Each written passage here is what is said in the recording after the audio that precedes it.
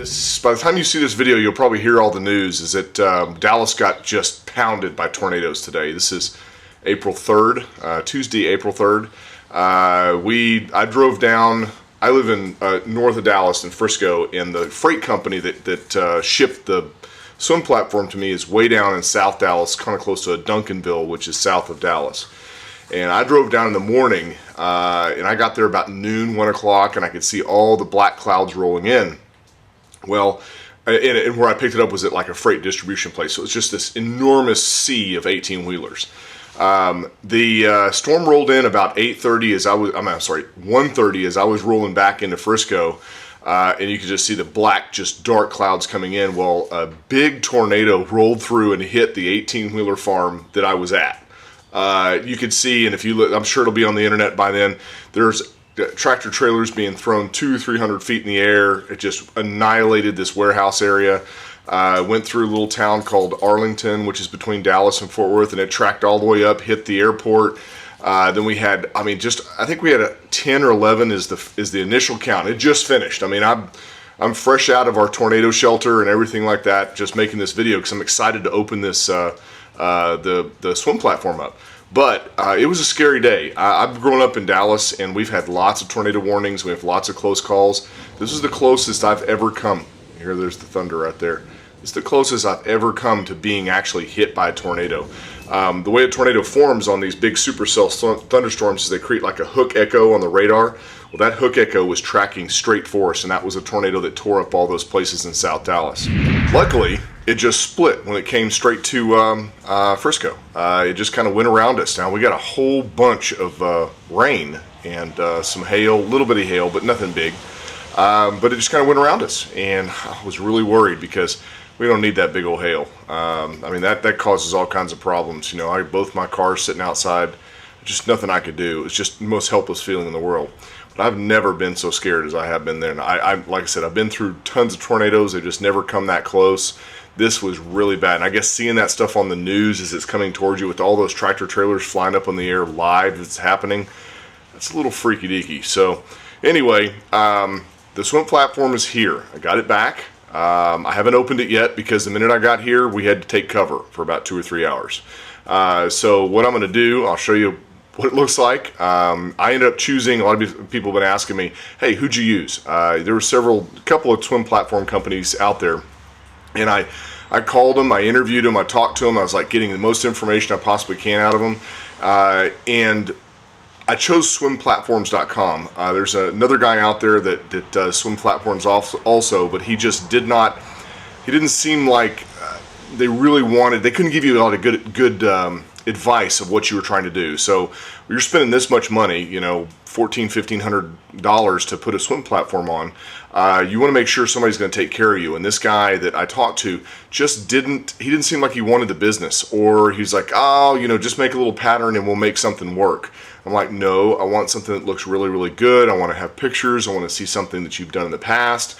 Well, swimplatforms.com did that. They had pictures of a Sea Ray. It was a 230, a 1996 model, but it's the same boat. Sea Ray changed the 220 to a 230 in 1996, and mine's 95. So they had it already there. They had the molds ready to go. It just made it super easy. So I chose them. I've been real impressed so far. It took them longer than I thought to build it, but they did, at the benefit of their doubt, or to give them the benefit of the doubt, they changed manufacturing facilities right in the middle. So it's actually about 2 weeks behind schedule than when I was supposed to get it. There's more of that thunder. I suppose we'll get some more rain tonight, but anyway. But it's here, so now we can put it on. I called my dad and I told him, hey, it's here. So I think we're going to try to do it tomorrow. I actually have I'm caught up at work right now, so I've got a day off tomorrow before I have to get right back at it. So I think we're going to try to, because it's supposed to be nice and pretty tomorrow in the mid-70s after this cold front came through. We'll be able to get this thing on. It says about 5 hours to install it. So like I said, it's here. I haven't touched it. I'm going to go here. We're going to take all the screws out of the crate, and we're going to unbox it together and see what it looks like. So I have no idea what it looks like so far, and I'm really excited, but my nerves are still rattled after this freaking big old storm. So anyway, let's go look at the crate and see what we got. There it is. That is a solid 4x8 sheet of chipboard. And it had, I don't know, 40 or 50 of those screws you see on top of my DeWalt box right there, all the way around it. And it's set up on little stilts. These guys really crated it well. They charge you to make a crate. I think it was $195 to just make this crate. And I totally get it, man. This thing is really, really nice. They would have delivered it to my house, but it would have been about another week because they have to schedule a lift truck. And so I just drove down there to pick it up. But so far, so good. I'm going to set the camera up on a tripod and open this thing up. We can see how they wrapped it up. Make sure there's no damage. All right, here we go.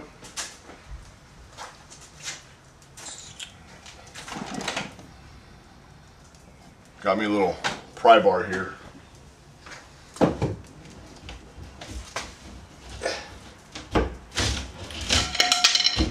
Oh,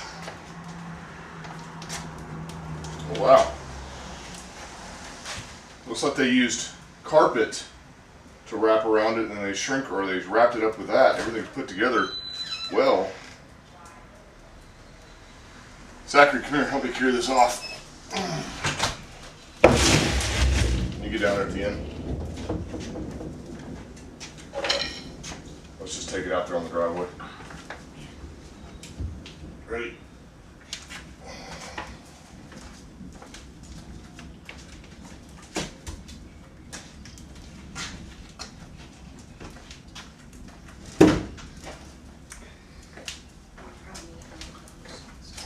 Nice. Looks like we got a penny. It's always nice. I guess it's lucky. I guess it's lucky. Oh, and looks like they got, here's the instructions. It's got a picture of the boat that I have, all the list of the stuff that you need, and the instructions afterwards. So we'll put that in a safe place.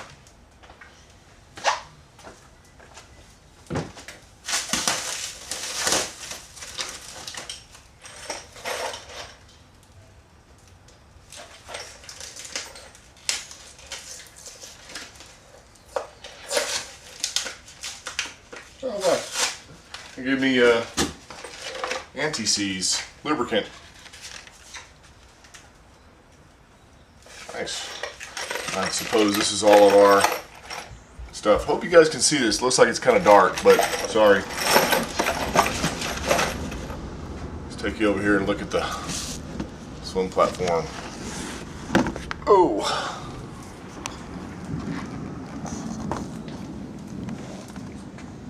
Look at there. I'll take a sip of my beer here as I take in the beauty of it. See, they wrapped all the corners with carpet. Looks really good. It's upside down right now. Now, I'll tell you something, we kind of ran into a little issue as far as a communication problem. You notice that little recessed portion right there? That's the swim ladder. Now, when I initially posted pictures on the blog and Facebook, and people were like, oh, that's too close to the outdrive, let's put it to the side. So I inquired about that. But if they put it to the side, they actually hang the ladder down below, and it's held on with this little rubber piece, and it looked cheap. So this is actually recessed, which once we get this flipped over, we'll be able to see it. It's recessed in there with a cover that goes over it. So I chose to go with the center portion because that's exactly what they did. It keeps the pressure relief holes on either side intact. So I think it looks good so far. So I think I'm going to try to flip this sucker over and inspect it and make sure everything looks good. That was a beast to unwrap. This thing is very, very heavy. I just basically, it's got this carpet on it, so what I did is I pulled all the plastic off, and then I just flipped it over and walked it back. You can see what it looks like now. I've got a recessed ladder in here, so you pull this up, reach down, you pull it up. There's a 3-rung ladder. This goes back down. Got your hand hold right here to pull up. It's got a really nice traction stuff, which actually is very sandpaper, so it's you're gonna get your feet raw if you hop around this too much. Got the water relief holes, I guess what you call those things, to kind of release some suction out from underneath it. I'm impressed so far. I even put a little nylon or rubber little surround that goes around it here to keep you from, if you grab hold of it, it's not sharp edge fiberglass. But man, this thing is heavy. I just kind of read through the instructions, and it says to make sure and support it with 2x4s. So I guess tomorrow morning I'll run up to Home Depot and get a bunch of 2x4s, and we'll build a stand once we get the boat here to be able to hold this up, so that way we can put it right up against the transom and we don't have to worry about trying to hold it or anything like that. Better do it right than do it wrong. So well, that's it for tonight. I think I'm going to go have me a beer or two and kind of relax after this horrible storm we had today. I'll show you what. So we have the sunlight over here, weird ripple clouds, and then over there is where those bad storms just came through. So, if you notice, I got a new work van. That old trailer I had pretty much just kind of wore out, and sold it and got this van. It's a 06, had fairly low miles. It's loaded in the inside, and we're about ready to get it wrapped. So I'll show you the wrapping whenever we get it done. You guys just got to promise not to call my number, blow up my phone all the time, but I'll show it to you. So we're going through the art, guys, but I'm glad I went with the van over that trailer again. I love being able to just cruise around the van and have all my tools and all my stuff ready for me. So, well, that's it for this evening. My dad's come over tomorrow, and we're going to put this sucker together. Got me a couple of tubes of Fast Cure 5200, so that way we can be on the lake this weekend.